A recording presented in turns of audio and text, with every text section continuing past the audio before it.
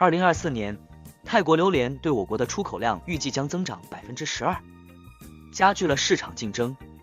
同时，越南榴莲也正在扩大其在我国的市场份额，与泰国榴莲形成竞争。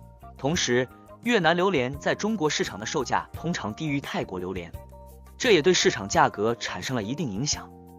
以前，榴莲进入我国主要依靠公路、空运、水运。自中老铁路开通后，运输途径多了铁路运输。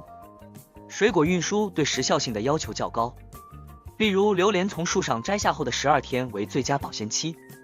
中老铁路蓝莓专列从万象经摩丁口岸直达昆明，算上通关时间，全程只需20多个小时，充分保证了水果的新鲜度。虽然现在国产榴莲的市场份额较小，价位相对偏高，但在种种政策利好的支持下，民众实现榴莲自由未来可期。